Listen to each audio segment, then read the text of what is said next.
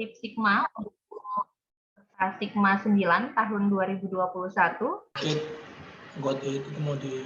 Satu, identitas di Zoom menggunakan nama lengkap dan NIM, bukan nama samaran atau alias. Selama mengikuti seminar ilmiah ini, setiap peserta dimohon untuk tetap mengaktifkan video dan menonaktifkan mikrofonnya kecuali dipersilakan. Peserta lulusan wajib menggunakan virtual background yang telah dibagikan. Selanjutnya, dalam mengikuti Sigma pada pagi hari ini, peserta dimohon untuk memastikan posisi media yang digunakan, baik handphone ataupun laptop, pada posisi tetap.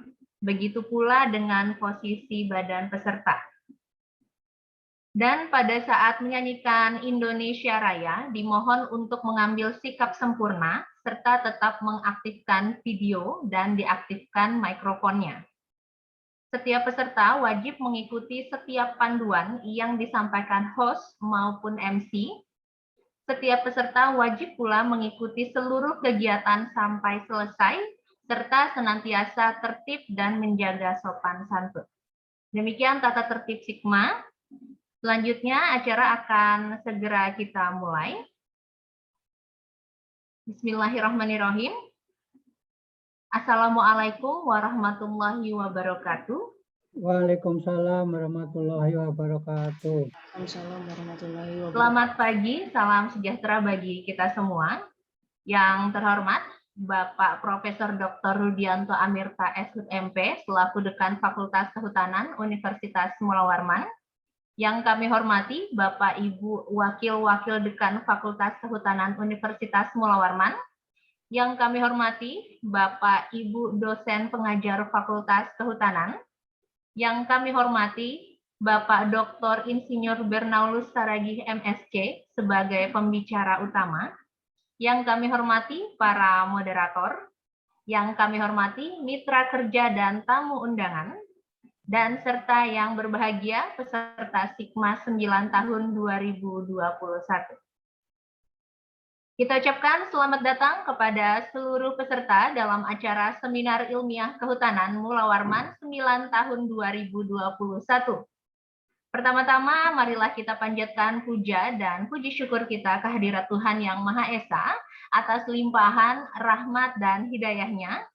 Kita dapat diberikan keberkahan yang sungguh tak terhingga, sehingga kita dapat berkumpul bersama dalam keadaan sehat walafiat untuk dapat menghadiri acara Seminar Ilmiah Kehutanan Mula Warman 9 pada hari Selasa tanggal 21 September 2021.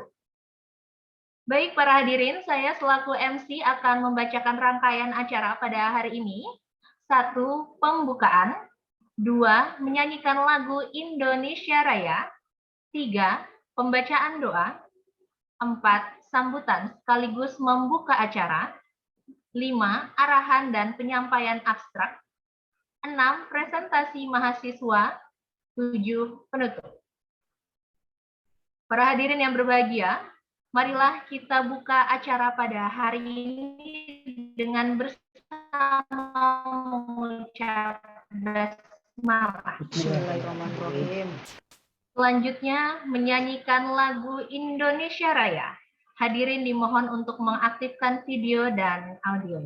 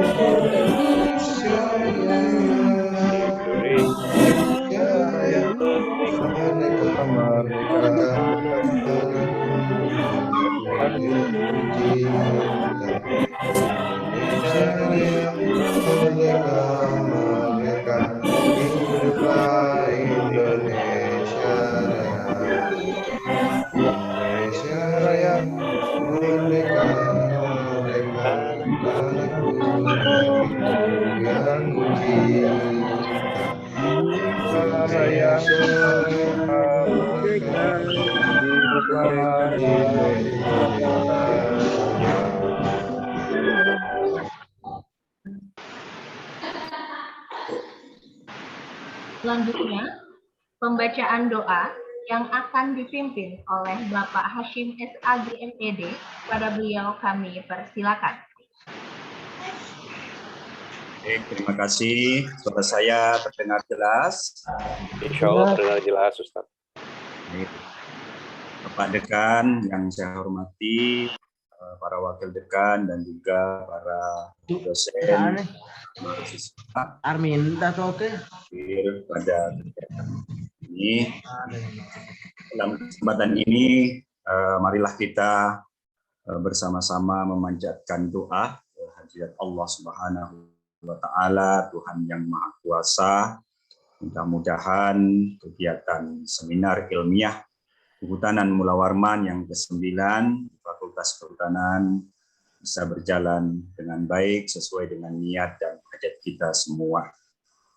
Dalam kesempatan ini saya akan memimpin doa mengikut tata cara agama Islam, dan bagi hadirin sekalian yang beragama selain Islam dapat menyesuaikan menurut keyakinan agamanya masing-masing.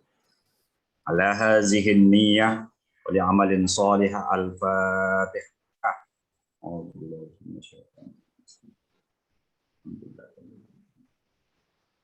Iyyaka na'budu wa iyyaka nasta'in. Amin ya Allah. Bismillahirrahmanirrahim. Alhamdulillahi rabbil alamin. Hamdan syakirin, hamdan na'imin, hamdan yuwafi ni'amahu wa yukafi mazidah. Ya Rabbana lakal hamdu kama yanbaghi li jalali wajhikal karim wa li 'azimi sultanik. Allahumma shalli wa sallim wa barik ala sayyidina Muhammadin fil awwalin wal akhirin. Wa sallim wa radiyallahu tabaraka wa ta'ala an kulli sahabati Rasulillahi ajma'in. Allahumma inna nas'aluka salamatan fid din wa 'afiyatan fil jasad wa ziyadatan fil ilmi wa ziyadatan fil ilmi wa ziyadatan fil ilmi wa barakatan fil rizqi wa taubatan qabla al maut wa rahmatan 'inda al maut wa maghfiratan ba'da al maut. Allahumma hawwin 'alaina fi sakaratil maut wan najatan wa 'inda hisab. Allahumma anfa'na bima 'allamtana wa 'allimna bima yanfa'una. Rabbi auzi'na an nashkura ni'mataka allati an'amta 'alaina wa 'ala walidayna wa an na'mala salihan tardah wa adkhilna bi rahmatika fi 'ibadikas salihin. Allahumma ighfir lana wa liwalidayna warhamhuma kama rabbayana shighara. Allahumma ighfir lana dhunubana wa kaffir 'anna sayyi'atina wa tawaffana ma'al abrar. Allahumma nawwir qulubana bi nuri hidayatik kama nawartal arda bi nuri syamsika wa qamarika abadan abada. Allahumma ba'idna minal khataaya. Allahumma ba'idna minaz zunub. Allahumma inna nas'aluka ridhaka wal jannah wa na'udzu bika min sakhatika wan nar. Allahumma dfa' annal balaa'a wal wabaa'a wal fahsyaa'a wal mihan wat ta'un wa virus corona badina hadhihi khassah fi Samarinda wa an buldanil muslimin 'ammatan innaka 'ala kulli syai'in qadir.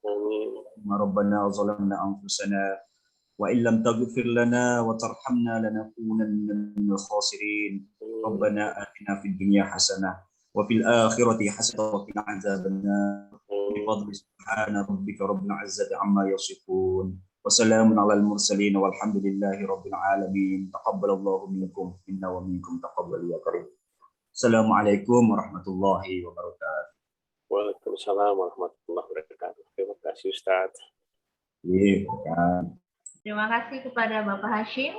Semoga dengan diawali doa, kegiatan kita pada hari ini bisa berjalan lancar hingga selesai nanti. Amin. Baik Bapak Ibu yang kami hormati, selanjutnya sambutan dan sekaligus membuka acara Seminar Ilmiah Kehutanan Mula Warman 9 tahun 2021 yang akan disampaikan oleh Bapak Profesor Dr. Rudianto Amirta Shud MP selaku Dekan Fakultas Kehutanan. Pada Bapak kami persilakan. Terima kasih Mbak Putri. Assalamualaikum warahmatullahi wabarakatuh. Selamat pagi, salam sejahtera buat kita semua. Alhamdulillah, pagi ini telah bersama kita panjatkan doa kehadirat Allah Subhanahu wa Ta'ala, sekaligus juga merefleksikan rasa syukur kita bersama kepada Allah atas segala nikmat yang diberikan hingga hari ini, kesehatan dan kehidupan dalam kedamaian yang kita rasakan, dan tentu saja kebersamaan yang bisa kita rasakan melalui kehadiran kita di forum ilmu ini.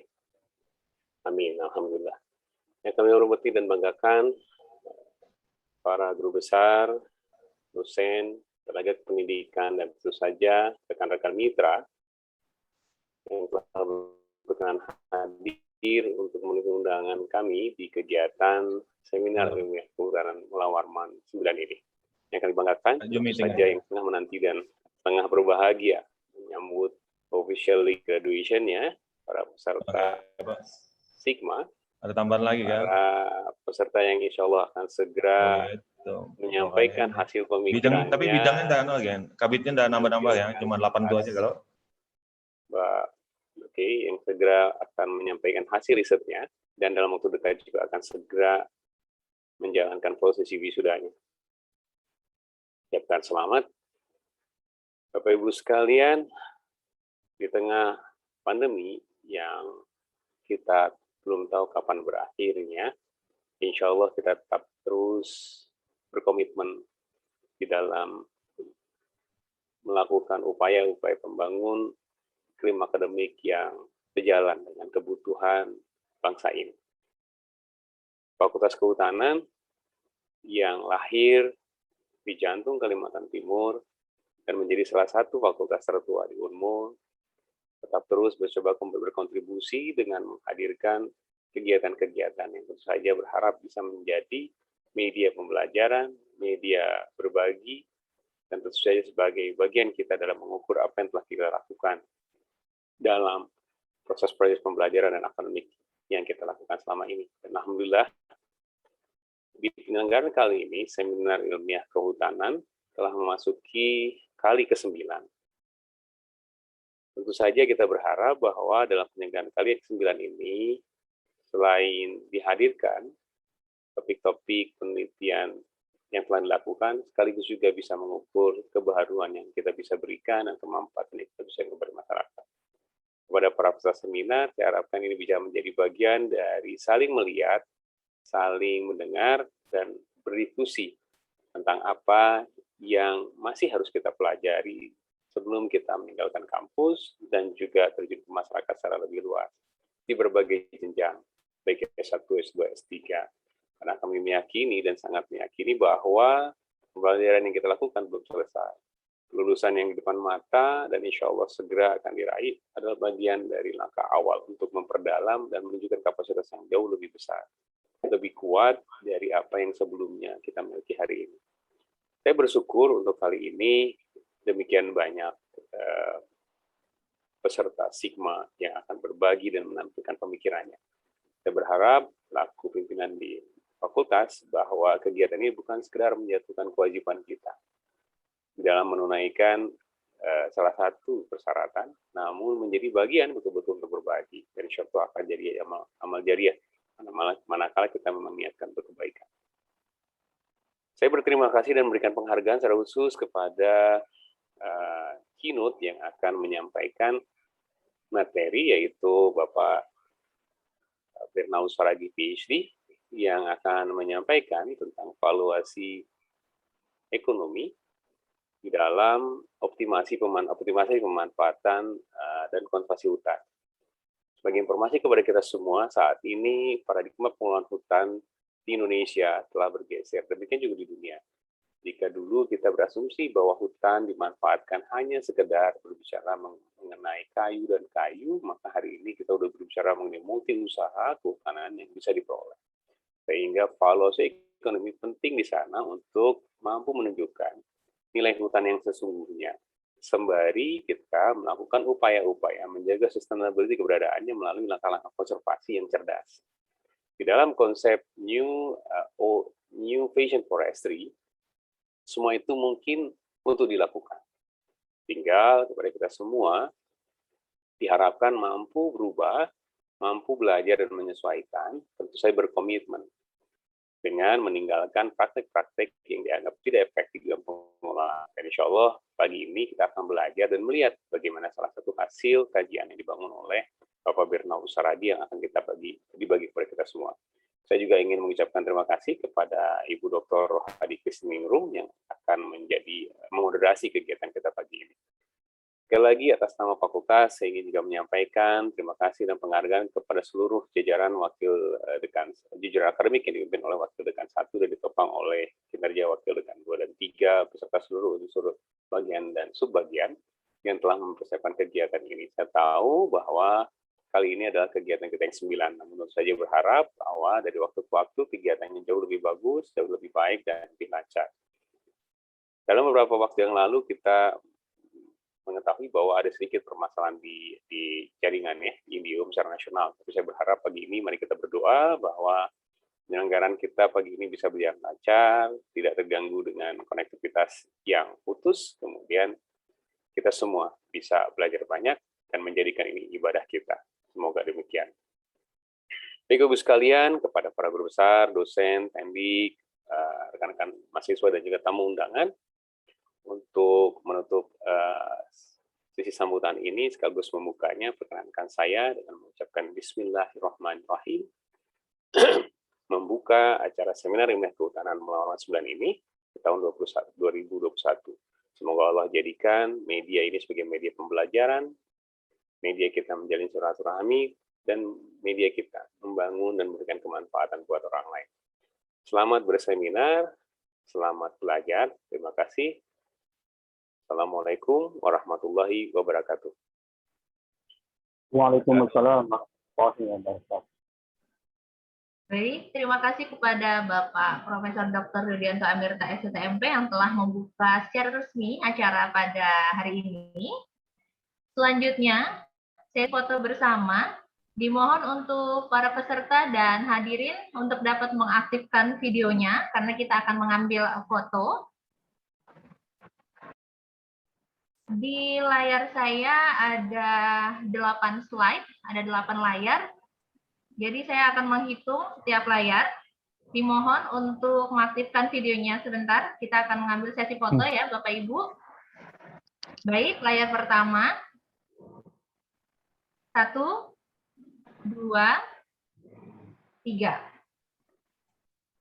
Selanjutnya kita beralih ke layar kedua. Dimohon untuk mengaktifkan videonya. Tersenyum. 1, 2, 3. Selanjutnya kita beralih ke layar ketiga. 1, 2, 3. Kita beralih lagi ke layar 4. Tersenyum Bapak Ibu para peserta. 1, 2, 3. Layar 5. 1, 2, 3. Kita beralih lagi, layar 6. 1, 2, 3. Beralih ke layar ke-7, dimohon untuk mengaktifkan videonya, tersenyum ke kamera. 1, 2, 3. Dan terakhir di layar 8. 1, 2, 3. Baik, terima kasih. Sesi foto bersamanya telah selesai. Selanjutnya, kita memasuki sesi bicara kunci yang akan disampaikan oleh Bapak Dr. Insinyur Bernaulus Saragih, MSc, yang berjudul Peran Valuasi Ekonomi dalam Optimalisasi Pemanfaatan dan Konservasi Hutan. Dan sesi ini sepenuhnya kami serahkan kepada moderator, Ibu Dr. Hud Rohadi Kristiningrum. Kepada Ibu Dr. Hud Rohadi Kristiningrum, kami persilakan Ibu. Baik, terima kasih Mbak Putri. Apakah suara saya terdengar dengan jelas? Terdengar Ibu. Oke. Baik, hadirin peserta seminar sekalian, langsung saja kita masuki acara selanjutnya yang merupakan acara inti yang paling kita tunggu, yaitu penyampaian makalah dari pemateri. Setelah pemaparan materi, nanti akan ada sesi tanya jawab dan diskusi. Namun sebelumnya, saya ingin menyapa para kolega dan para peserta. Assalamualaikum warahmatullahi wabarakatuh. Waalaikumsalam warahmatullahi wabarakatuh. Waalaikumsalam warahmatullahi wabarakatuh. Selamat pagi dan salam sejahtera bagi kita semua. Yang terhormat Bapak Dekan beserta jajaran di Fakultas Unmul, para guru besar Fakultas Unmul, teman kolega sejawat dosen Fakultas Unmul, para tamu undangan, para peserta calon yudisium periode September 2021, dan para mahasiswa Fakultas yang berbahagia. Perkenalkan, saya Rohadi Kristiningrum, bertindak sebagai moderator pada acara pagi ini, yaitu Seminar Ilmiah Kehutanan Mula Warman atau SIKMA yang ke-9. Dengan keynote speaker adalah Bapak Dr. Bernaulus Saragih, MSc, dengan judul materi Peran Valuasi Ekonomi dalam Optimalisasi Pemanfaatan dan Konservasi Hutan. Beliau ini adalah Kepala Laboratorium Sosial Ekonomi Kehutanan Fakultas Kehutanan. Beliau juga Master of Science Tropical Forestry dan PhD dalam bidang Environmental and Forest Economic. Sebelum beliau memaparkan materi, kiranya izinkan kami membacakan CV beliau sebagai berikut. Dr. Insinyur Bernaulus Saragih, MSc, beliau lahir di Simalungun 1 Juli 1968. Dengan pangkat jabatan Rektor Kepala TMT Oktober 2006. Beliau sebagai staf pengajar Fakultas Kehutanan Universitas Mula Warman sejak tahun 1993. Beliau memiliki 1 istri, Seliana Baru Girsang SPD, dan 1 putri Kinanti Priscilia Saragih. Untuk riwayat pendidikan, beliau S3 PhD Environmental and Development Economic dari University Leiden Belanda tahun 2011, lulus tahun 2011, S2 di Jos August Jettingen German University tahun 1999, S1 Sarjana Kehutanan di Fakultas Kehutanan Universitas Mula Warman tahun 91, SMA Katolik Budi Mulia tahun 1987, SMP di Negeri 1 Saribudolok, Simalungun tahun 84, dan SD Negeri Buta Tingir, Simalungun tahun 91. Secara garis besar, riwayat beliau hingga dari tahun 91 hingga sekarang, beliau bermula sebagai Lodging Manager HPH, PT Gunung Jati Rimba Samarinda tahun 91-93. Terus tahun 93 beliau sebagai staf pengajar Fakultas Kehutanan Universitas Mula Warman. Beliau juga pernah sebagai asesor pengurah hutan lestari LI APHI, juga pernah sebagai staf ahli Dewan Perwakilan Daerah Kabupaten Bulungan, pernah juga sebagai penyusun PDRB Hijau Kabupaten Kukar dan Kutim, pernah juga sebagai editor Insip Jurnal Natural and Life Science, tahun 2011-2015 sebagai Kepala Pusat Penelitian Sumber Daya Alam Unmul. Pernah juga 2 kali beliau sebagai saksi ahli revisi Undang-Undang 33 tahun 2004 di Mahkamah Konstitusi RI Jakarta. Juga sebagai saksi ahli Undang-Undang nomor 19 tahun 2003 tahun 2018. Beliau juga pernah sebagai Ketua Tim Peneliti Dampak Perhutanan Sosial Kemen LHK Unmul tahun 2018, sebagai Ketua Tim Panelis Pemilihan Bupati PPU 2018, saksi ahli di Mahkamah Konstitusi dalam uji materi Undang-Undang BUMN, tahun 2020 sebagai anggota Tim Pakar KPU Pemilihan Wali Kota Balikpapan dan Pemilihan Bupati Berau, dan 2019 hingga sekarang beliau sebagai anggota Tim Pakar Multi Usaha Kehutanan Kementerian KLHK. Untuk pengalaman penelitiannya, beliau sejak tahun 92 hingga sekarang dengan berbagai sumber dana baik dari GTZ, DPRD, WWF, ITTO, Tropenbus, dan sumber dana lainnya. Untuk pengalaman seminar, beliau juga sebagai presenter baik di tingkat nasional maupun internasional. Di negara kawasan Asia Eropa, beliau pernah sebagai presenter di Bangkok, Malaysia, Filipina, Cina, Taiwan, dan Nederland sejak tahun 96 hingga 2008 dan tak terakhir 2014. Kalau tidak salah ya Pak ya, berdasarkan data CD-nya. Untuk kiprah beliau, pengalaman seminar di dalam negeri 2011 hingga sekarang. Banyak sekali, jadi nggak perlu saya bacakan banyak-banyak ya Pak. Beliau ini bisa dibilang sebagai ahli ekonomi lingkungan. Beliau sering jadi pembicara-pembicara, baik narasumber, baik podcast, maupun tulisan-tulisan beliau di Kaltim Post dan Tribun Kaltim tentang hutan dan lingkungan hidup dari tahun 2000 hingga tahun sekarang. Jadi hampir 33 artikel yang beliau tulis di dalam media massa. Hadirin yang kami hormati, sebelum kami informasikan bahwa acara ini terbagi dalam 2 sesi, yaitu yang pertama sesi pemaparan oleh narasumber sekitar 15-20 menit, dan kedua sesi tanya jawab sekitar 20 menit. Baiklah, langsung saja kita masuki acara selanjutnya yang merupakan acara inti, yaitu penyampaian makalah oleh pemateri. Waktu dan tempat kami persilahkan. Silahkan Bapak Bernaulus Saragi menyampaikan paparan materinya. Terima kasih Bu Dr. Christine Ingrum.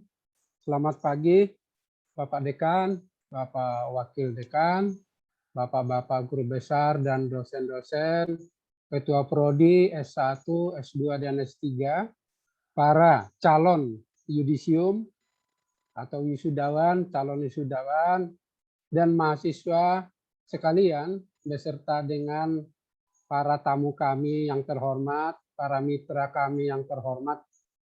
Semoga suara saya terdengar dengan jelas, walaupun kurang fit, tapi saya kalau seminar selalu berapi-api, selalu berusaha untuk membuat lebih jelas. Nah, Bapak Ibu sekalian, apa saya sudah boleh ini share filenya, Chris? Silahkan Bapak, atau kami bantu atau Bapak share sendiri? Oke.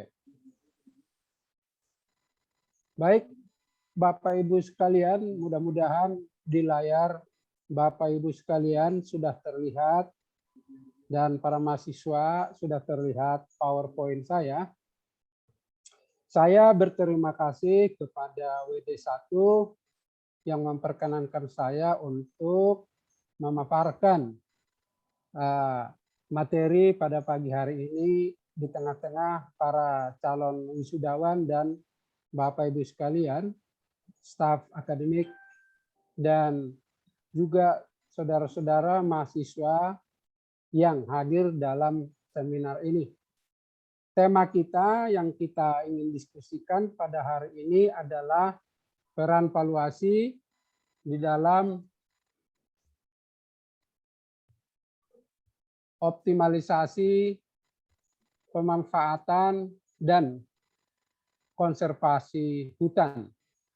Judul ini saya pilih selain karena memang bidang keahlian saya, tetapi karena juga melihat kondisi aktual yang dihadapi dalam perubahan paradigma pengelolaan kehutanan, di mana kita memiliki berbagai macam tantangan dan hambatan maupun optimisme untuk mengelola hutan kita lebih baik terkait dengan perubahan-perubahan kemampuan sumber daya manusia, kemampuan teknologi yang kita miliki, maupun kemampuan sumber daya dan keuangan yang dimiliki oleh negara kita kalau kita bandingkan dengan awal era mulainya kita melakukan pengusahaan hutan di tahun 70-an atau akhir awal 80-an.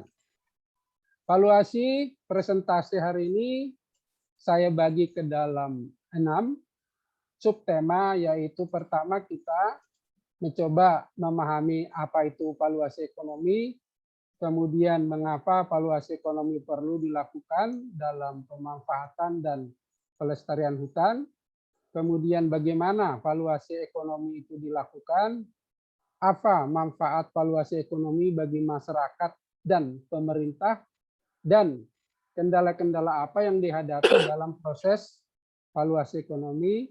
Kemudian kita akan tutup dengan kesimpulan singkat. Bapak Ibu sekalian, saya berusaha membuat bahasa yang saya sampaikan sesederhana mungkin. Tidak sekompleks daripada prakteknya pelaksanaan valuasi, karena saya tahu peserta seminar ini mungkin banyak yang belum pernah dengar, ada yang sudah begitu tahu, dan sebagian mungkin samar-samar dari berbagai stratifikasi bidang ilmu, sehingga perkenankan saya menyampaikannya dengan bahasa yang sesederhana mungkin agar kita semua dapat memahami. Valuasi ekonomi itu diartikan atau diterjemahkan sebagai suatu bidang ilmu yang bertujuan untuk memberikan nilai atau value pada sumber daya yang mana nilai pasar dari sumber daya tersebut belum diketahui. Juga diartikan sebagai suatu proses monetarisasi atau monetize suatu sumber daya sehingga nilai ekonomi dari fungsi yang dimiliki sumber daya tersebut dapat diketahui atau dapat dikuantifikasi dalam satuan mata uang tertentu yang digunakan. Jadi fungsi-fungsi sumber daya, misalnya sumber daya hutan kita itu banyak, apalagi kalau kita melihat kepada demikian banyak spesies kekayaan flora fauna di dalamnya yang belum kita tahu fungsi dan perannya apa. Nah, itu akan menjadi objek daripada valuasi. Jadi valuasi itu dapat saya persingkat sebagai proses monetarisasi fungsi sumber daya atau keberadaan sumber daya sehingga sumber daya tersebut lebih dihargai. Karena pada umumnya sifat manusia itu adalah bahwa jika sesuatu benda dia tidak tahu harganya, dia tidak tahu value-nya, maka cenderung juga tidak terlalu dihargai, tidak terlalu dipelihara, dan tidak terlalu dirawat. Sudah menjadi kebiasaan manusia untuk menyayangi, menghargai, bahkan merawat sesuatu yang menurut dia bernilai atau memiliki harga. Nah, kemudian mengapa valuasi perlu dilakukan? Karena hutan dan ekosistem kita, hutan kita memiliki kekayaan yang melimpah, dan belum semua kekayaan dan fungsinya diketahui nilai pasar. Sehingga terjadi kecenderungan hanya mengelola yang sudah diketahui nilai pasarnya. Sedangkan kekayaan yang belum diketahui nilai ekonomi atau nilai pasarnya, cenderung diabaikan, menjadikan pengelolaan hutan kita itu beberapa dekade identik dengan kayu, karena memang kayu yang diketahui nilai pasar dan memiliki fungsi ekonomi bagi perekonomian. Kemudian juga karena kebijakan dan orientasi pemanfaatan hutan cenderung ditentukan oleh pemahaman akan nilai ekonomi yang dikandung oleh sumber daya hutan. Sedangkan fungsi-fungsi konservasi dan jasa lingkungan yang secara moneter belum diketahui cenderung dijadikan nomor 2 atau diabaikan dalam pengelolaan dan pemanfaatan hutan kita. Jadi hutan bukan sekedar kayu, itu kita mau nilai, kemudian tujuannya untuk meningkatkan kualitas kebijakan tentunya. Kebijakan-kebijakan yang ditetapkan oleh pemerintah selama ini terlalu didominasi oleh kepentingan produk-produk atau komoditas dari hutan yang memiliki nilai pasar. Sedangkan sumber daya hutan kita sangat luas,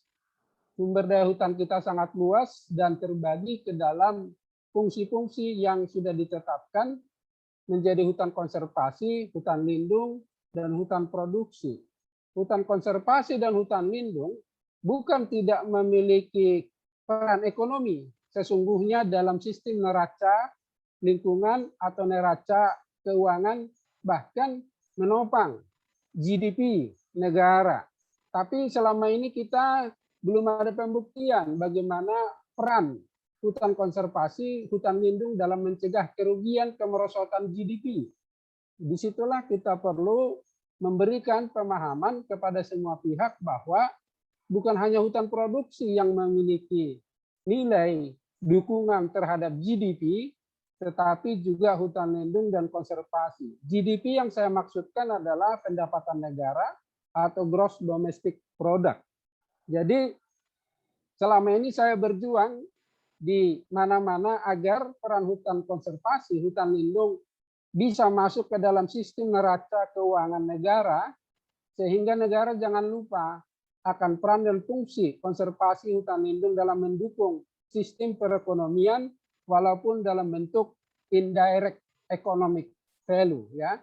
Tapi itulah pemerintah atau para pihak lebih cenderung selalu melihat apa yang sudah memberikan kontribusi bagi neraca keuangan pemerintah itu yang lebih diperhatikan dan dihargai, bahkan fokus kebijakannya lebih banyak.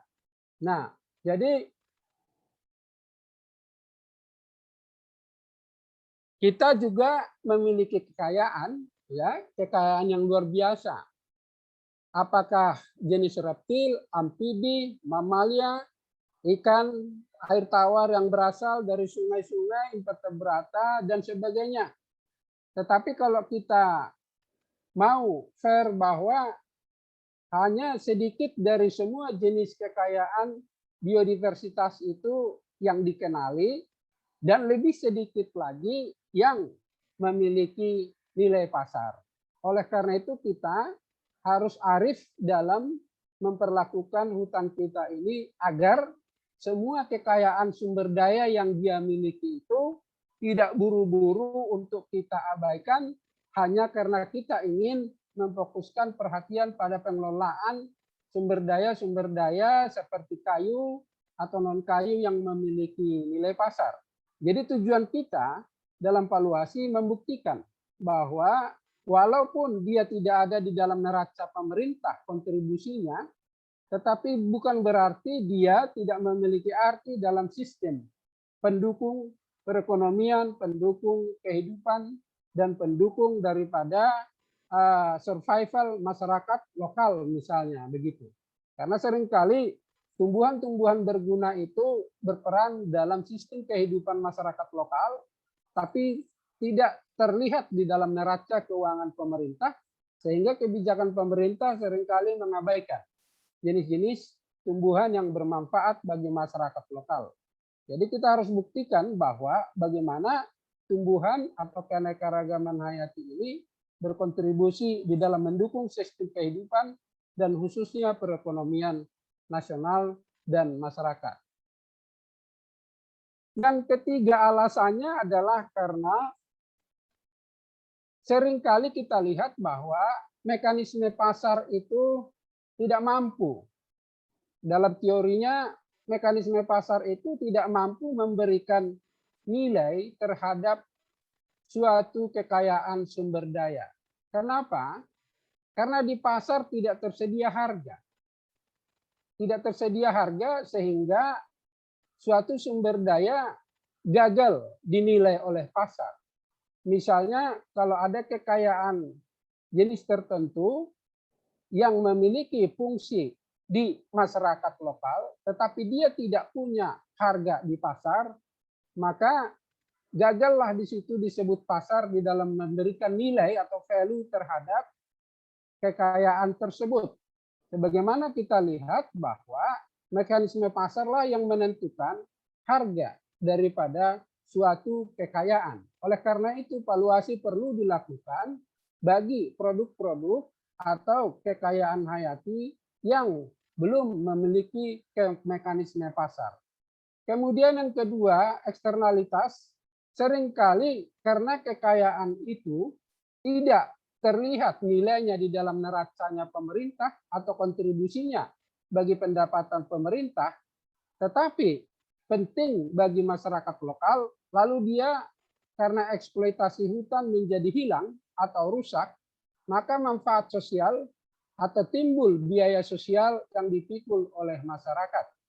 Jadi eksploitasi hutan membawa kerugian bagi spesies-spesies tertentu yang sesungguhnya dimanfaatkan oleh masyarakat untuk kepentingan survival, tetapi dia terlanjur rusak atau tidak terawat, tidak terpelihara, sehingga menimbulkan eksternalitas, yaitu dibayar oleh masyarakat, masyarakatlah yang menanggung kerugian, bukan perusahaan. Sehingga di sini timbul eksternalitas. Jadi kita bertujuan untuk melindungi agar tidak terjadi eksternalitas di dalam pemanfaatan sumber daya hutan oleh karena pengusaha maupun pihak yang mengeksploitasi tidak memperhatikan, tidak tahu nilai dari keanekaragaman hayati tersebut.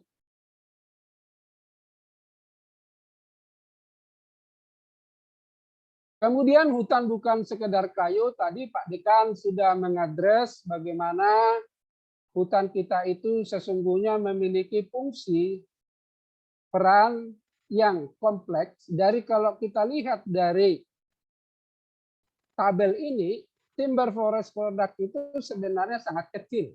Ya, timber forest product itu sangat kecil volume ataupun kuantitinya di dalam konteks produk hutan.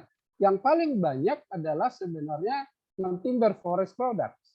Karena dia terdiri dari produk kayu, terdiri dari produk-produk habitat. Nah, ini sangat banyak. Teman-teman dari teknologi seperti Bu Harlin, Pak Enos, Pak Rudi, dan kawan-kawan sudah mencoba ya mengobservasi dan mencari nilai daripada berbagai kekayaan ini. Tetapi bagi pengambil kebijakan masih fokus terhadap hasil hutan kayu semata, padahal hasil hutan kayu hanya timber, ya, sawn timber dan pulpwood. Demikian juga dengan jasa-jasa lingkungan hutan yang sekarang menjadi paradigma baru dalam pengelolaan hutan kita, yaitu karbon dalam bentuk carbon trade, budaya dan pelayanan hutan terhadap religius, turisme, dan rekreasi. Jadi kita bersama tim di Multi Usaha Kehutanan itu mencoba mengangkat fungsi, peran daripada jasa lingkungan hutan untuk lebih memberikan nilai kepada hutan agar hutan itu juga menjadi lebih kita hargai. Jadi hutan bukan sekedar kayu saja. Kalau hutan kita nilai dari segi kayu saja, memang nilai hutan Indonesia itu sangat rendah. Hanya 400.000 per hektar per tahun. Ya, kalau kita melihat hutan dari sisi produksi kayu, memang sangat rendah sekali. Nilainya jauh di bawah kebun sawit, jauh di bawah kebun palawija, jauh di bawah kebun atau sawah, apalagi di bawah nilai lahan properti.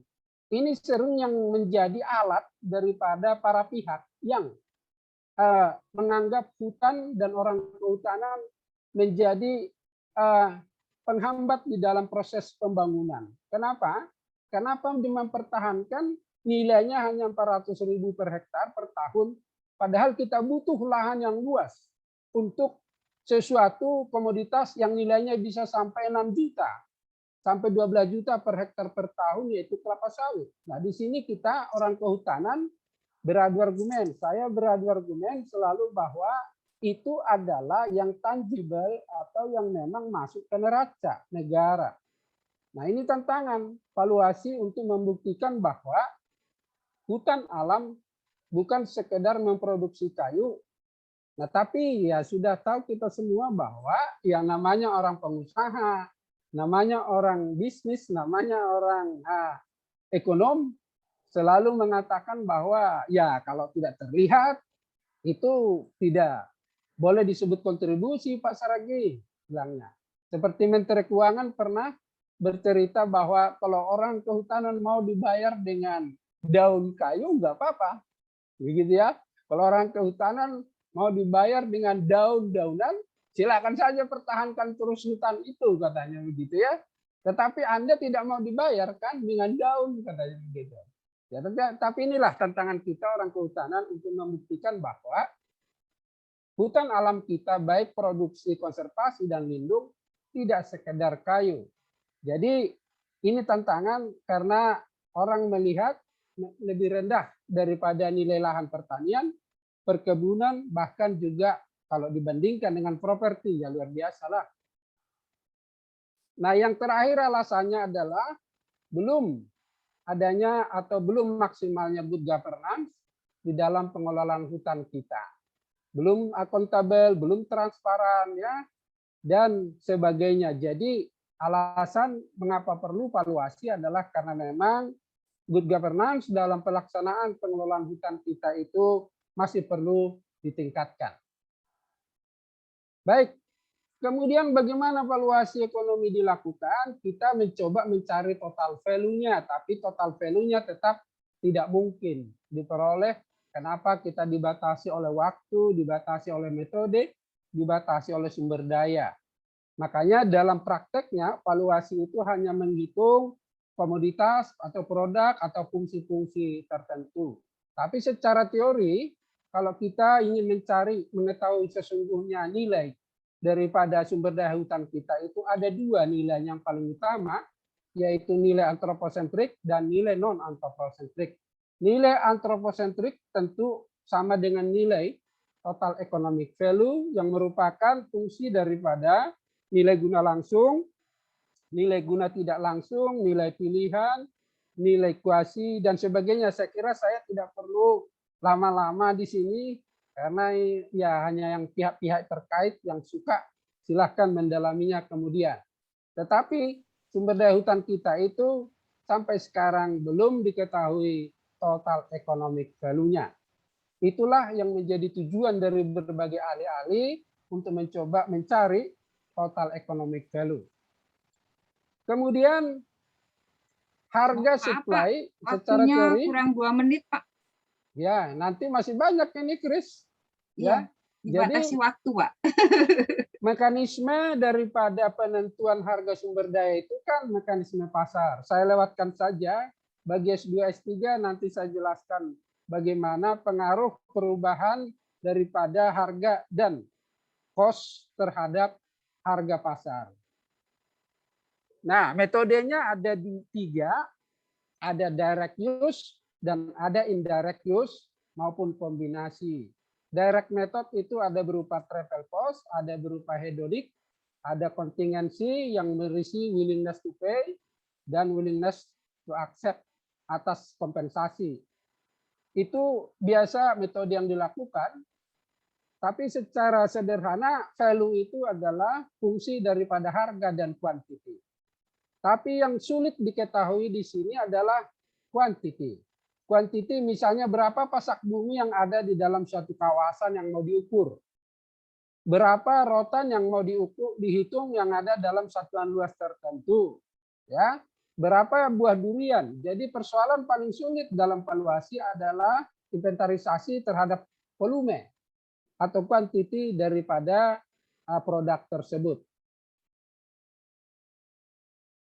Ini contoh sederhana bagaimana valuasi ekonomi terhadap kontribusinya bagi perekonomian masyarakat di suku pasir di Gunung Lumut, bahwa nilai guna hutan itu merupakan fungsi daripada perburuan, pengumpulan rotan, kayu bakar, madu, buah dan makanan, ya, tenaga kerja yang dikeluarkan, modal yang dibutuhkan, keluarga besarnya keluarga, kerajinan, penangkapan ikan, dan pembuatan gula aren. Jadi pertama kita mengidentifikasi dulu aktivitas masyarakat terkait dengan pemanfaatan hasil hutan, apa saja. Tahap berikutnya tentu menghitung kuantiti. Kemudian tahap berikutnya memultiply dengan harga. Harga itulah yang kita pakai metode kontingensi atau metode harga bayangan jika harga pasar tidak tersedia. Ini contoh bagaimana nilai hasil hutan bagi masyarakat yang ada di 3 desa di Kabupaten Pasir, termasuk logging, aktivitas logging. Jadi kalau kita lihat total daripada nilai hutan bagi masyarakat ada 2 kelompok, pemanfaatan hasil hutan kayu dan hasil hutan bukan kayu. Dalam bentuk di sini kita lihat ada 227 juta di Rantau Layung, ada 352 juta di Pinang Jatus, dan 122 juta di Desa Mului per tahun. Itu adalah kontribusi atau nilai hasil valuasi terhadap peran daripada aktivitas keluar masuk hutan dalam mengoleksi hasil hutan kayu dan bukan kayu di desa tersebut. Kalau kita lihat sesungguhnya sumbangan hutannya seperti apa, karena nilai hutan itu harus kita lihat setelah kita potong dengan biaya tenaga kerja, biaya yang diperlukan atau cost of alat-alat, cost of capital, kemudian depresiasi alatnya. Di sini kita lihat bahwa nilai bersih sumbangan hutan itu 61.342. Itulah nilai bersih daripada hutan terhadap masyarakat. Jadi kalau seandainya hutan tersebut dikonversi ke kelapa sawit, mampukah perusahaan setiap tahunnya memberikan 61.342 juta ya kepada masyarakat Rantau Layung tanpa mereka menjadi tenaga kerja di situ. Jadi kesimpulan daripada studi pasir ini memberikan kita pemahaman bahwa konversi hutan di kawasan tersebut untuk pengembangan perkebunan kelapa sawit akan mengakibatkan kerugian bagi masyarakat dan ancaman kemiskinan, terkecuali perusahaan pengembang perkebunan mampu memberikan subsidi pendapatan sebesar yang selama ini diterima oleh masyarakat dari hutan. Ketergantungan masyarakat sekitar hutan terhadap hutan semestinya menjadi pertimbangan utama dalam memberikan izin pengembangan atau konversi hutan. Ini contoh hasil valuasi dari berbagai wilayah di seluruh dunia, di berbagai tempat atas hasil hutan bukan kayu, ada di Amerika Latin, ada di ASEAN. Ini kita lihat bahwa nilai moneter daripada hasil-hasil hutan bukan kayu tertentu itu beraneka ragam. Kalau saya menemukan 32,90 dolar per hektar nilai hasil hutan bukan kayunya. Tetapi di berbagai tempat ada yang 400 dolar, ada yang 2 sampai 7 dolar, ada yang 42 dolar per hektar. Tetapi data ini memberikan informasi kepada pemerintah bahwa apabila pemerintah ingin mengkonversi hutan tersebut, mestinya mempertimbangkan nilai-nilai hasil hutan bukan kayu yang ada di tempat tersebut.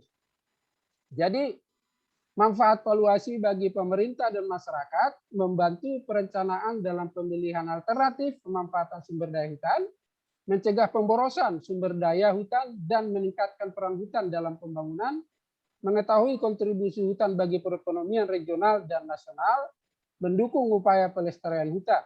Bagi masyarakat, membantu masyarakat meyakinkan mengambil kebijakan akan peran dan fungsi hutan dalam kehidupan masyarakat, dalam kehidupan ekonomi dan survivalnya, dan membantu masyarakat dalam mempertahankan ketergantungan terhadap hutan serta hak-haknya atas hutan dan hasil hutan. Nah, ini permasalahan saya tidak akan jelaskan, ini bagi orang-orang saja, bagi orang-orang yang tertarik dengan valuasi. Memang banyak permasalahan yang dihadapi dalam valuasi, misalnya mendeterminasi, mengartikan apa itu hutan. Apakah hutan termasuk juga dengan seluruh kekayaan bakteri yang ada di dalamnya? Apakah hutan termasuk juga dengan seluruh kekayaan tanah yang di dalamnya? Nah, tentu kalau itu termasuk, maka valuasi akan menjadi lebih kompleks. Karena seringkali juga banyak ahli mengatakan kalau tidak ada bakteri, serangga dan sebagainya sebagai hasil hutan ya bukan hutan, begitu ya. Jadi kompleksitas valuasi itu menjadi sangat kompleks apabila kita mengartikan hutan hanya sebagai flora di atas permukaan misalnya.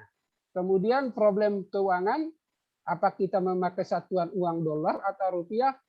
Kemudian problem konservasi ini terutama untuk willingness to accept ya.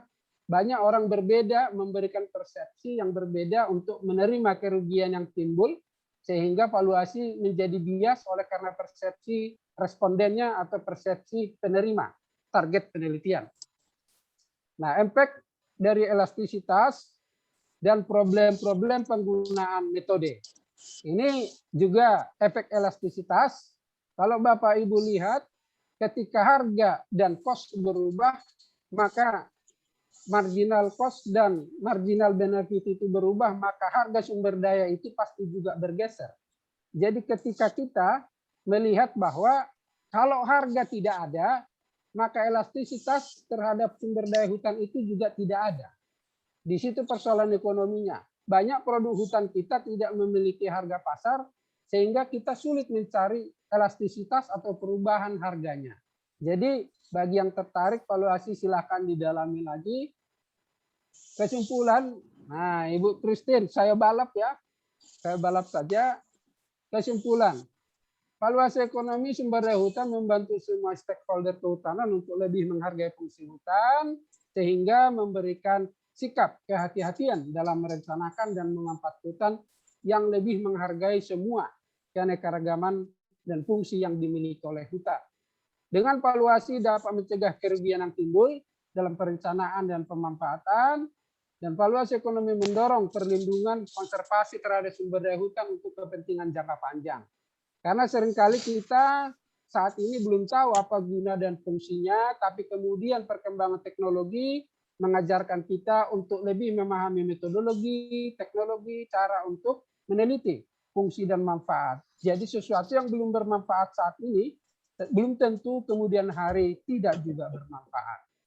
Itulah saya balap Bapak Ibu presentasi, saya coba dengan sesederhana mungkin menguraikannya untuk dapat lebih mudah dipahami. Tapi kuncinya memang para pihak harus bekerja sama di dalam mengelola hutan, sehingga hutan kita itu tidak hanya untuk kepentingan para ekonom, kepentingan para konservasi, tapi kalau bisa kita kelola dengan multiplier objektif atau berbagai macam tujuan untuk sistem kehidupan kita. Sekian dan terima kasih. Saya kembalikan ke Ibu moderator yang agak tegas. Terima kasih, Bu. Iya, sama-sama Pak. Mohon maaf Pak, karena memang kita terkendala oleh waktu. Jadi Bapak tadi lebih dari 8 menit Pak. Baik, kini tiba saatnya kita masuk pada sesi tanya jawab dengan ketentuan peserta bisa menuliskan pertanyaan di dalam kolom chat, atau peserta yang ingin bertanya ke materi bisa langsung menyebutkan identitas terlebih dahulu, di mana pertanyaan diajukan secara singkat, padat, dan jelas. Untuk yang di kolom chat, mohon maaf ya, yang mau raise hand duluan, Prof. Enos. Jadi ada Bapak Ambodai, Pak. Ambodai. Beliau mahasiswa S3 ya Pak, lulus ya Pak, baru kemarin lulus ya. Jadi apakah Bapak mau bertanya langsung atau perlu saya bacakan? Siapa ini, saya Kak Bu? Pak Ambodai Kak? Iya, Pak Ambodai. Ya, saya langsung aja. Silakan Pak. Makasih. Assalamualaikum warahmatullahi wabarakatuh. Selamat pagi, salam sejahtera untuk kita semua. Saya kira pada kesempatan hari ini saya sangat berbahagia kembali menjumpai teman-teman dan para dosen, terutama Prof. Rudianto. Selamat pagi Pak, Assalamualaikum. Speaker hari ini Pak Bernaulus dan Ibu Moderator yang saya hormati. Langsung saja Bu, saya ingin bertanya kepada Pak Bernaulus, bagaimana menyikapi public goods dan private goods, milik umum dan milik pribadi, ke dalam optimalisasi pemanfaatan ekonomi atau valuasi ekonomi dalam optimalisasi pemanfaatan dan konservasi hutan. Yang kedua, ini hanya sekedar saran. Kenapa saya sampaikan ini? Karena saya kebetulan tinggal di Balikpapan, Pak. Pemerintah dan masyarakat terkadang tidak memahami yang mana sih milik umum, yang mana milik pribadi. Contoh saja hutan kota. Hutan kota kami terkadang di situ pemerintah sudah menyampaikan ini adalah hutan kota. Padahal ini masih milik masyarakat. Sehingga masyarakat ada kemungkinan untuk ada perusakan lingkungan atau perusakan hutan yang sudah diberikan kebijakan pemerintah untuk hutan kota. Sebaliknya di sisi lain yang antara contoh lain lagi milik umum dan milik pribadi di hutan lindung Sungai Wain. Di situ kan Pak ada hutan lindung, artinya untuk milik pemerintah. Ini milik pemerintah. Sementara yang menggunakan adalah salah satunya yang paling besar adalah pemanfaatan air adalah Pertamina. Nah di situ sampai saat ini itu belum berapa sih nilai sebetulnya nilai total yang harus disampaikan ke masyarakat atau ke pemerintah menyampaikan ataupun sebaliknya siapa yang bisa menyampaikan itu berapa nilai total yang ada di situ. Nah makanya tadi saya ingin tanyakan bahwa bagaimana menyikapi public goods dan private goods. Yang kedua, saran Pak ini, saran untuk penyusunan AMDAL. Saat ini nilai total ekonomi dalam sumber daya alam atau terkadang yang Pak Bernaus tadi sudah menyampaikan bahwa eksternalitas terkadang tidak jasa lingkungan tidak dinilai secara terang-terang sehingga nilai langsung dan tidak langsungnya habis. Pada saat nilai langsung yang bisa diikuti atau masyarakat sekarang ini hanya bisa menilai hanya nilai langsung, sementara nilai tidak langsung tidak masuk dalam penyusunan AMDAL.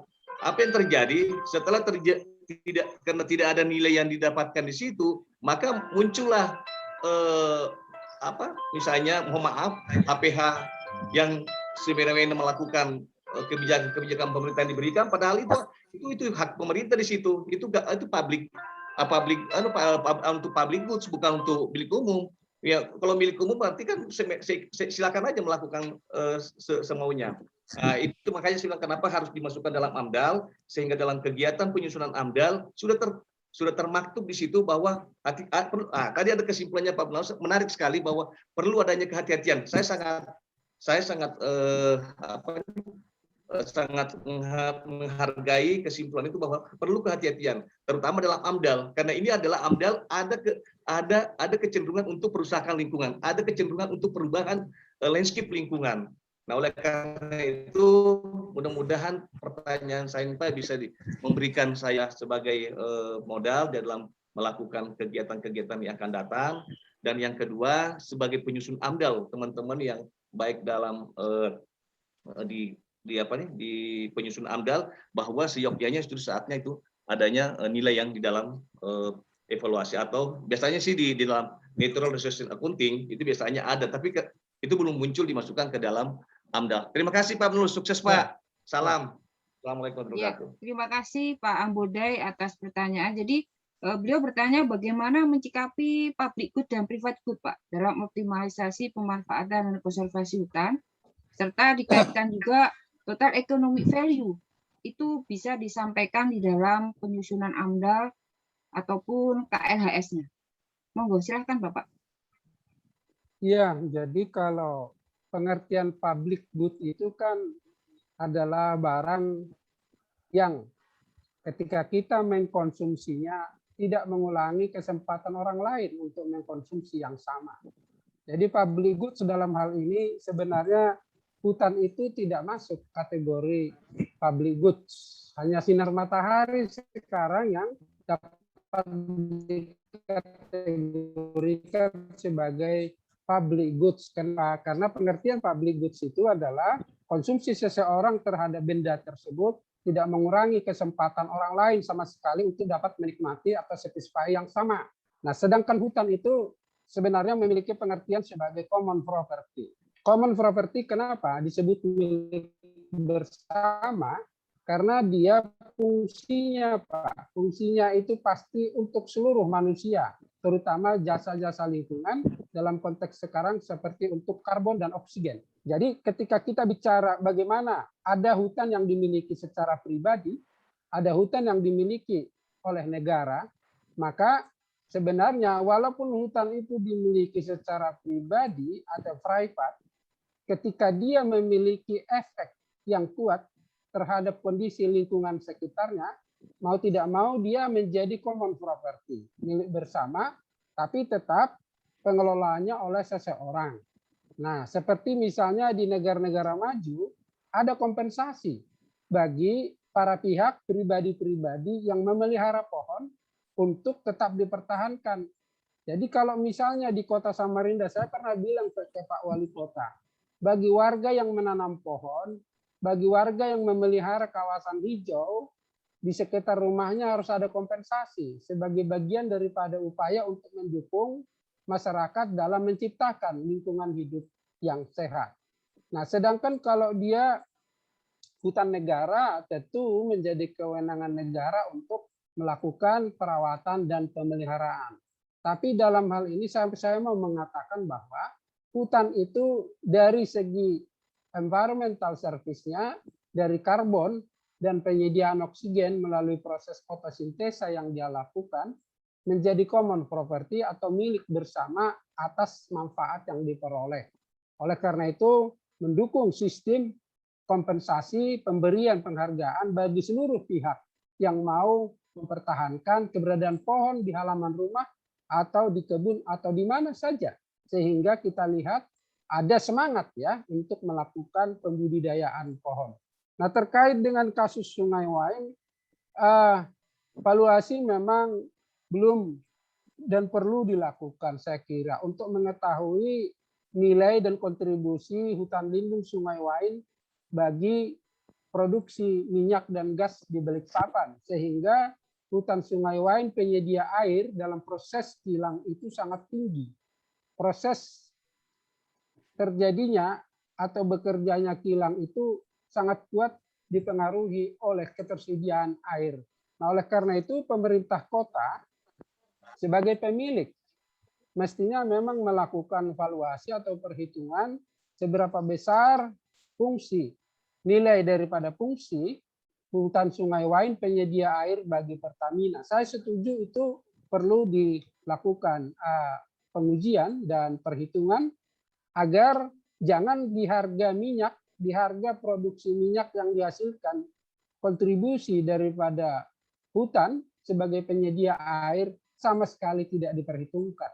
Nah, itu yang terjadi selama ini sehingga konservasi hutan juga menjadi tidak menarik bagi para pihak. Tapi seandainya kontribusi atau nilai air dalam proses kilang itu diperhitungkan, maka dia akan masuk ke dalam neraca internal perusahaan, sehingga perusahaan juga lebih concern dalam memberikan sumbangannya terhadap PAD Kota Balikpapan sebagai pihak yang memiliki kawasan. Saya kira itu, Chris, untuk lebih banyak lagi kesempatan yang lain. Saya tidak bisa menangkap semuanya tadi pertanyaan, tapi saya kira intinya itu saja. Ya, terima kasih Bapak. Mungkin itu yang bisa dibahas. Jadi terkait dengan public good dan private good tadi, baik beliau juga setuju apabila total economic value itu juga dimasukkan dalam penyusunan AMDAL. Nah, oh iya, mengenai AMDAL, betul ya. Di AMDAL memang harus dilakukan. Ada memang bagian di AMDAL yang mencoba memprediksi, ya, prediksi eksternalitas yang mungkin timbul dari akibat adanya kegiatan. Oleh karena itu sebenarnya di AMDAL sudah ada itu ya prediksi akan berbagai dampak yang timbul terhadap sosial ekonomi. Tetapi memang nilai atau value-nya belum masuk di dalam. Yang ada hanya mungkin event atau bencana atau kerugian-kerugian dalam bentuk material itu yang masih banyak tampil di dalam AMDAL. Namun secara nilai atau value kerugian itu memang belum. Saya setuju itu perlu memang dilakukan perhitungan secara evaluasi. Ya. Baik, terima kasih Bapak. Untuk pertanyaan selanjutnya, silahkan. Bu. Ya. Bisa Bu sebentar. Ya, silakan Pak. Ya, menangkapin pertanyaan Bapak tadi bahwa apa itu menanam pohon itu dihargain dari setiap rumah. Saya rasa ini sudah nggak ideal. Yang idealnya itu pemerintah sudah menyediakan di tiap sekolah itu ada pelajaran muatan lokal. Nah, pelajaran muatan lokal itu langsung praktek, misal kayak menanam pohon, ya, atau memindahkan anakan pohon dari dalam hutan ke kota dan lain sebagainya. Nah, itu dari dinas pendidikan sudah menyediakan dana. Dananya itu nanti dari pihak sekolah mengeluarkan, terus berapa yang habis digunakan, nah itu akan diganti. Jadi kalau bisa yang namanya kita konservasi pohon apa segala hutan itu mulai dari sekolah lah, jangan berpacuan kepada perguruan tinggi.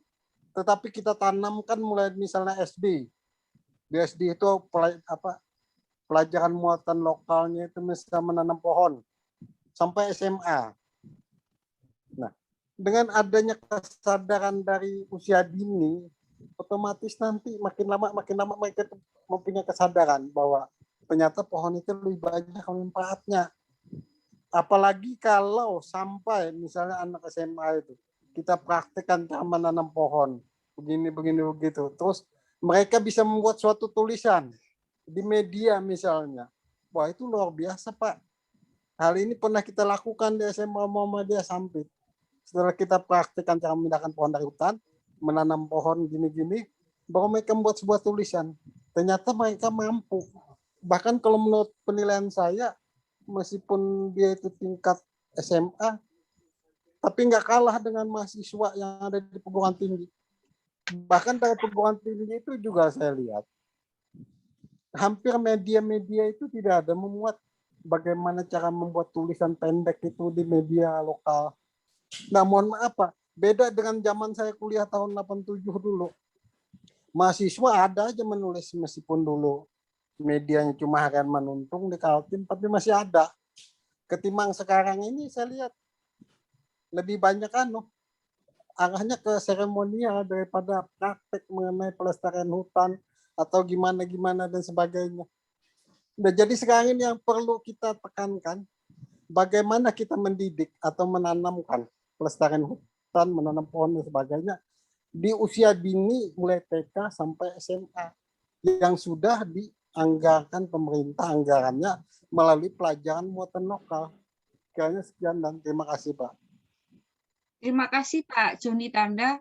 Beliau masukan terkait dalam proses konservasi ya, bahwasanya konservasi hutan itu bisa dimulai sejak dini melalui muatan lokal baik di tingkat SD, SMP, TK maupun perguruan tinggi. Dan itu bisa menjadi salah satu contoh. Jadi nggak kita harus tingkat tinggi pun, dari anak-anak dari TK pun bisa kita tanamkan bagaimana kita mencintai lingkungan. Ya mungkin seperti itu. Baik, terima kasih Bapak. Pertanyaan selanjutnya kepada Prof. Enos Tangke Arung. Silakan Pak, waktu dan tempat dipersilakan.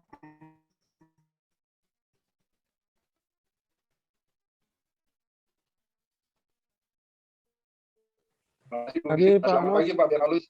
Terima kasih menarik penyampaian Pak Bernalus ya terkait valuasi hutan. Ya saya tertarik karena dari hasil hutan bukan kayu sebenarnya memang kalau dihitung-hitung ya Pak Bernalus ya itu bisa lewat dari harga kayunya sebenarnya ya kalau kita hitung-hitung gitu ya, termasuk tanaman obat dan lain-lain yang banyak digunakan oleh masyarakat. Ya, ini menarik sekali. Itu sebabnya dari lab kami memang coba memfokus ke hasil hutan bukan kayu, bagaimana meningkat atau mendapatkan nilai tambah dari yang bukan kayu sehingga masyarakat bisa mendapatkan nilai tambah yang lebih besar dari ketika mereka menjaga hutan. Nah, Pak Bernalus yang menjadi masukan buat saya karena ini topiknya menarik sekali. Mungkin bisa Pak Bernalus spesifik ke HHBK tertentu di routing secara detail. Saya pikir bisa dapat Pak Bernalus kalau misalnya contoh misalnya tanaman obat yang Pak Bernalus sebutkan tadi pasak bumi misalnya Pak Bernalus ya. Kalau misalnya dalam sekian hektar itu bisa diketahui berapa jumlah tanamannya, kemudian di tracing berapa harga ketika dia diekspor ke Malaysia jadi tongkat ali dan lain-lain. dugaan saya pasti kita bisa dapat price yang berapa sih sebenarnya kalau itu dievaluasi ya Pak Bernaulis. Saran saya mungkin kalau tim Pak Bernaulis mengerjakan itu, kita HHBK akan terbantu sekali Pak Bernaulis. Ya. Artinya dalam mendetail men-tracing satu-satu HHBK, tapi fokus ke satu HHBK, kemudian dapat nilai evaluasi yang ya minimal mendekati lah prediksi-prediksi itu Pak Bernaulis, dan itu akan menguntungkan buat ya minimal masyarakat di sekitar hutan mendapatkan prediksi, dan itu juga akan menolong mereka ketika akan terjadi dibongkar hutannya atau dialihkan ke pemanfaatan lain seperti Pak Bernaulis sebutkan tadi. Kalau dikalikan atau di-compare dengan sawit, sebenarnya hitungannya 61 juta kan Pak. Kalau sawit cuma ya mungkin berapa per hektar kan. Itu jadi menarik sekali Pak Bernaulis, dan ini terima kasih ini tambahan pengetahuan hari ini. Itu saran saya Pak Bernaulis, kalau bisa di tracing misalnya fokus satu produk dulu, kami dengan senang membantu Pak. Bisa khususnya HBK ini. Terima kasih Pak Bernaulis. Ya, saran sama-sama. Bu Christine. Ya, masukan yang baik Bu Christine.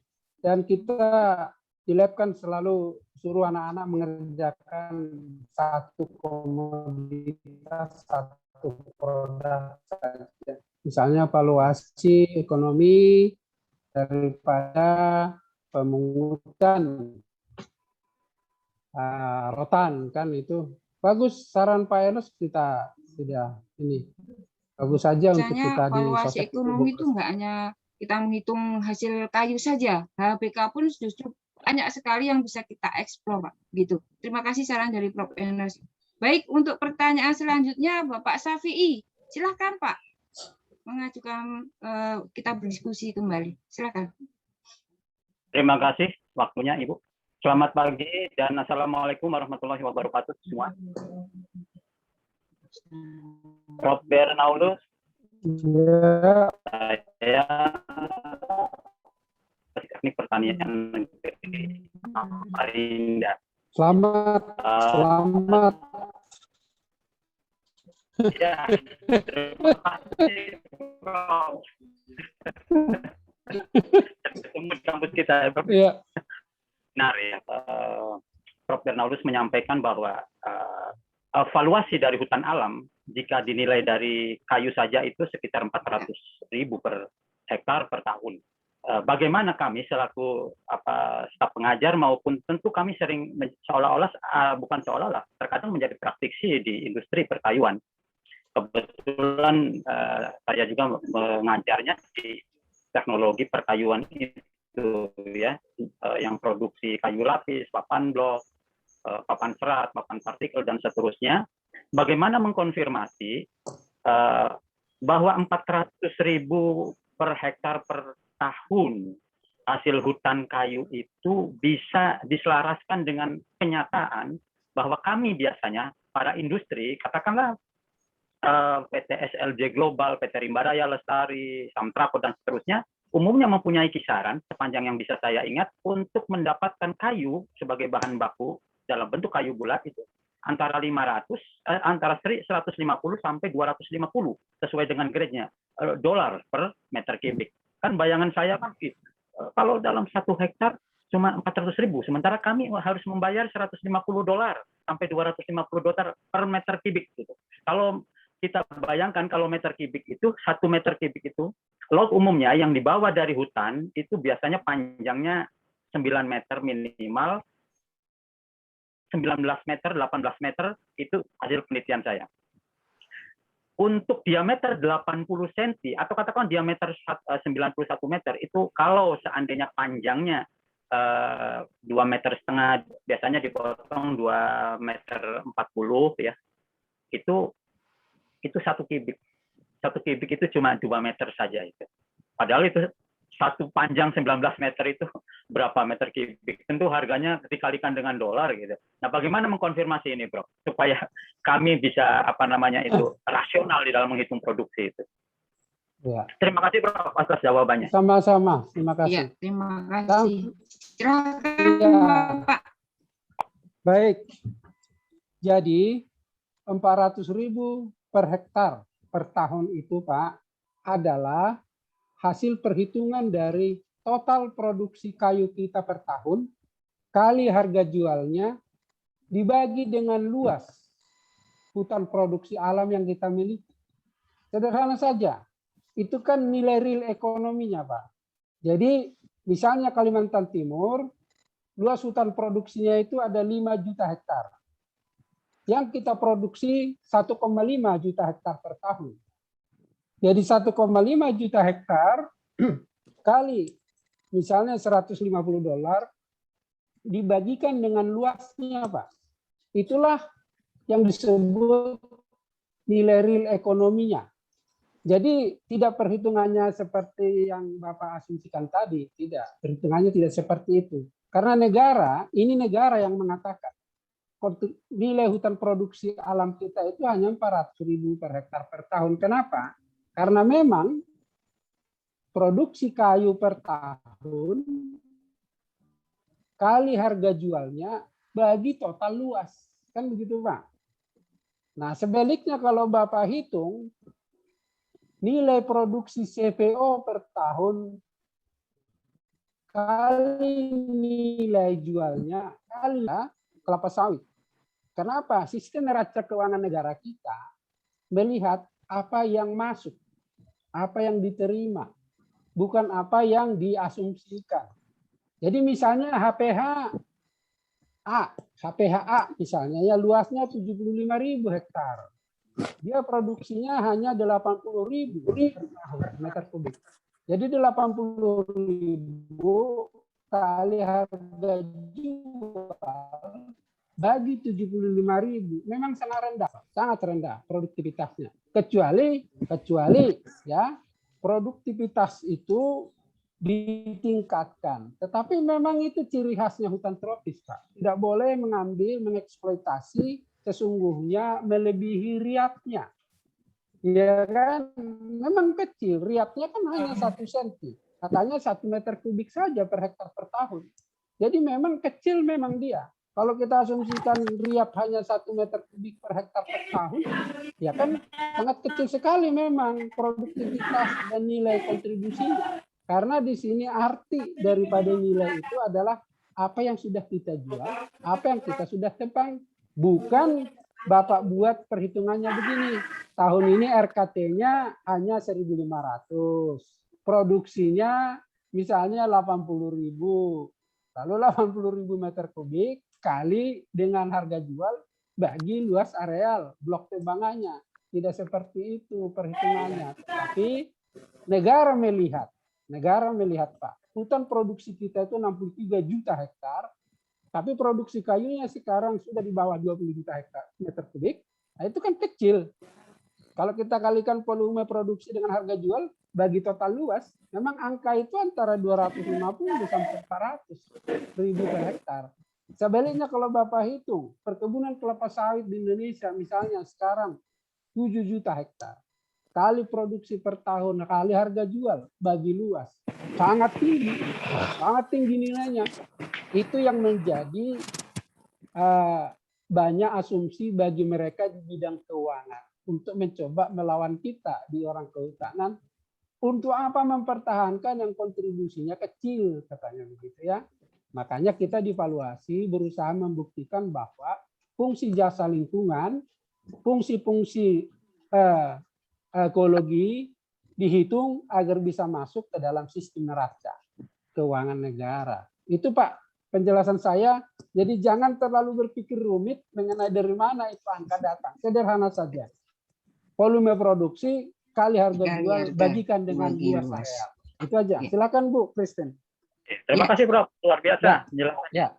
Ya, terima kasih Bapak Syafi'i untuk Ibu. Ya Ibu, sebentar Ibu Erna Rosita. Ini pertanyaan yang di kolom chat dari Pak Gaspar Pera. Beliau bertanya, bagaimana cara menghitung carbon rate untuk gambut? Adakah formulasi bakunya Pak? Silakan Pak Bernalis. Kalau saya untuk gambut, ahlinya kan di situ adalah mereka-mereka yang memang bisa menghitung volumenya. Tapi Ya. formula dari valuasi kan kuantiti atau volume karbon dikali dengan harga pasar. Itulah nilainya. Tapi soal bagaimana menghitung volume karbon, ada banyak ahlinya. Saya bukan ahlinya. Itu Bu Christine. Ya, terima kasih Bapak. Betul. Jadi kalau kita menghitung formulasi karbon tadi kan memang berapa persentase karbon dikalikan dengan harga jual karbon yang berlaku saat ini. Cuman Ya. berapa kuantiti karbonnya itu memang bukan bidang kita ya Pak ya, karena kita Ya, di bagian ekonomi. Ya, Ya, silakan. terima kasih. Pertanyaan selanjutnya oleh Ibu Erna Rosita. Silakan Ibu. Baik, terima kasih Ibu. Selamat pagi, Assalamualaikum warahmatullahi wabarakatuh. Perkenalkan saya Erna Rosita. Apa kabar Pak Prof? Bernaulus, mudah-mudahan Ya, sehat Pak ya. mudah-mudahan memang Prof. Ya, terima kasih. Doa. Ya, itu adalah doa itu Pak. Ya, terima Semoga kasih. Sehat ya. Tadi di dalam penjelasan sudah dipaparkan tentang neraca keuangan negara juga sudah disinggung gitu. Nah, pertanyaan saya adalah kita tahu bahwa selama ini memang neraca keuangan negara itu pundi-pundinya memang berbasis pada sumber daya alam gitu.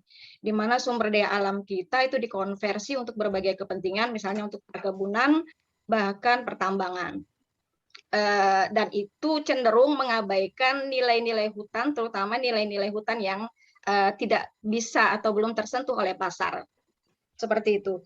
Nah, pertanyaan saya adalah bagaimana paradigma tersebut atau praktek-praktek tersebut bisa diubah oleh pemerintah dalam hal ini sehingga ketergantungan keuangan negara itu tidak lagi semata-mata pada bagaimana mengkonversi hutan dan mendapatkan nilai uang dari sana dari nilai kayu ataupun nilai konversi pengelolaan lahannya, tetapi beralih ke NTFE atau non-timber forest product, kemudian mengoptimalkan jasa lingkungan untuk kemudian bisa itu dimaksimalkan gitu.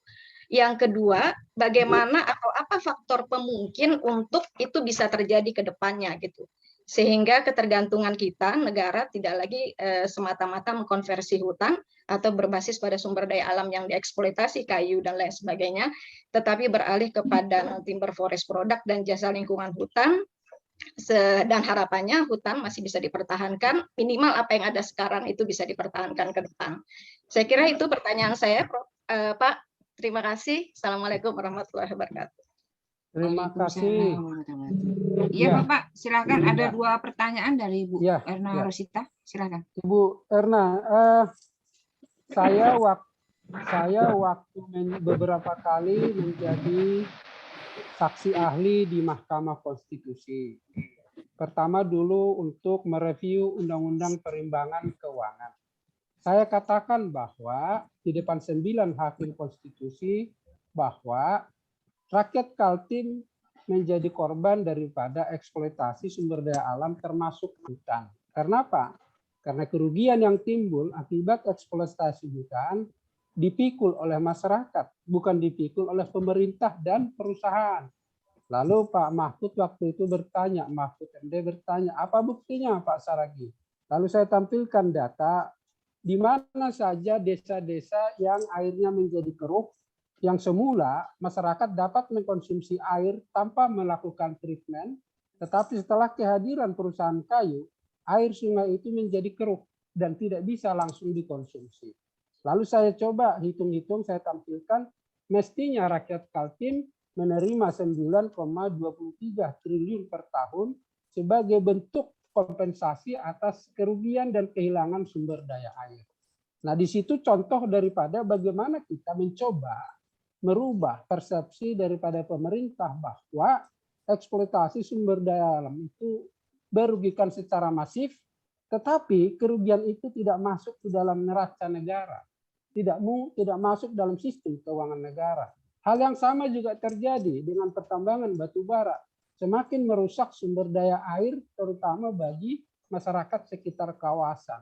Saya belum evaluasi itu, jadi caranya bagaimana merubah persepsi policy makers itu adalah dengan cara tentu Bu, kita menampilkan hasil-hasil penelitian dan analisis membuktikan bahwa ada begitu banyak eksternalitas yang belum dipikul oleh negara atau perusahaan. Nah, ketika itu mereka 9 hakim terkesima dan terkejut atas pembuktian. Sampai saya mengatakan, kalau Bapak tidak percaya, datang saja ke desa-desa di sekitar HPH dan tanya masyarakatnya. Nah, tentu perhitungannya itu kan perlu berapa konsumsi air per hari, berapa air dihargai, ya berapa penduduk yang terkena dampak, karena memang value adalah quantity time harga, jadi volume kali harga. Kemudian yang tadi yang saya juga menyikapi bahwa beralih ke NTFC. Saya kira juga teman-teman di banyak tempat, juga di Fakultas Kehutanan, seperti Pak Enos, Pak Rudi, Bu Harlid, adalah orang-orang yang telah mencoba membuktikan waktunya kita memang berpikir hasil hutan bukan kayu. Jadi penelitian-penelitian memang bagi teman-teman yang mencoba mengekstrak kegunaan dari suatu jenis, nah itu termasuk usaha-usaha bagi kami di lab ekonomi dengan melakukan valuasi sebagai upaya untuk meyakinkan pemerintah bahwa apabila kita tidak hati-hati atas sumber daya yang sekarang kita belum tahu nilainya, lalu kita tidak hargai kemudian dia musnah, kerugian di masa depan akan luar biasa. Makanya saya katakan, Bu, valuasi itu adalah mencegah kerugian. Oleh karena itu ada kehati-hatian di dalam mengelola sumber daya. Intinya bagaimana meyakinkan pemerintah? Tentu dengan menampilkan data-data ilmiah, walaupun tidak mungkin 100% sahih, tapi paling tidak secara metodologi dia bisa dipertanggungjawabkan. Saya kira itu, Bu Presiden. Sebentar, Bu, minta tanggap. Saya mau menanggapin, Bu. Pak Joni Tanda, ya. Ya. Sebentar ya, Pak. Enggak, menit ya, mau Pak. nanggap Ya, sebentar, Bu. Ada pertanyaan Pak narasumber.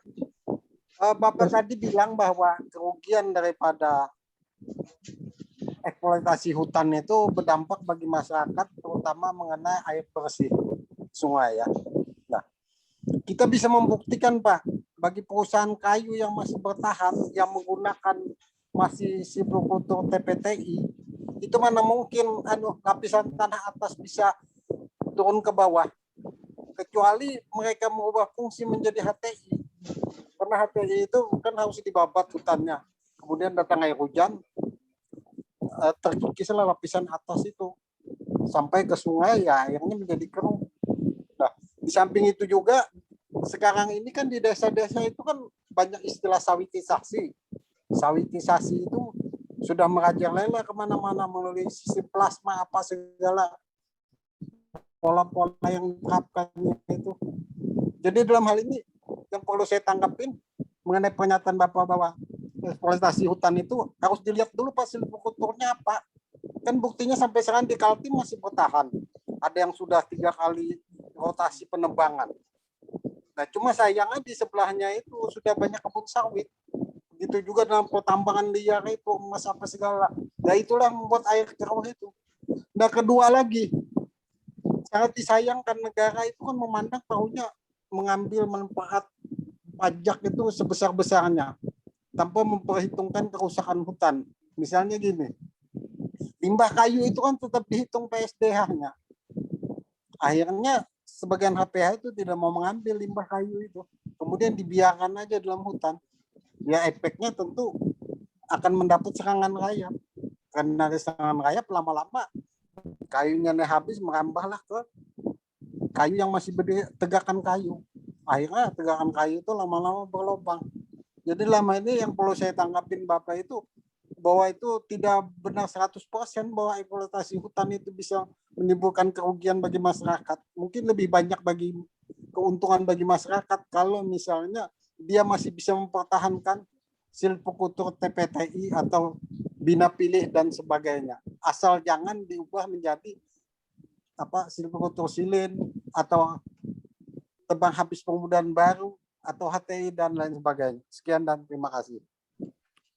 Ya, terima kasih. Itu mungkin ada semacam masukan ya Pak ya dari Pak Joni Tanda. Mungkin ada tanggapan dari Pak Bernaulus Pak terkait pernyataan beliau?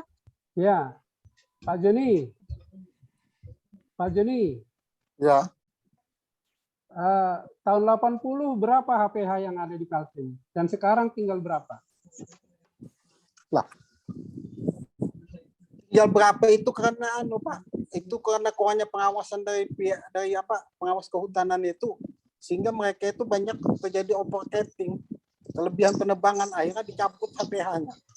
Nah, karena Terus, dicabut itu, ya. kalau mereka betul-betul mengelola hutan, misal tetap mempertahankan si pengutur TPTI, saya rasa tidak mungkin akan dicabut, asal jangan kelebihan penebangan aja. Itu artinya kan kinerjanya kan tidak baik, Pak. Makanya dicabut. Dan sekarang berapa sih yang menerapkan sistem silvicultur yang benar di Kaltim? Berapa perusahaan? Kalau saya tidak bisa mendata, Pak. Kalau saya hanya terfokus kepada pengalaman saya di suatu perusahaan itu aja. Masa yang lain, mohon maaf, saya tidak mau ikut campur. Iya, yang jangan. penting kita wajib memberikan contoh. Nah, ini cara mengelola. Betul, tapi saya basis data saya tidak satu-satu perusahaan pengecualian seperti yang Pak Joni asumsikan. Saya di Kaltim ini ada 156 HPH dulu. 156 HPH itu kan Pak dinilai mengapa dia dicabut, ya bagaimana kinerjanya, produktivitasnya dari tahun ke tahun, mengapa menurun, kan begitu kan?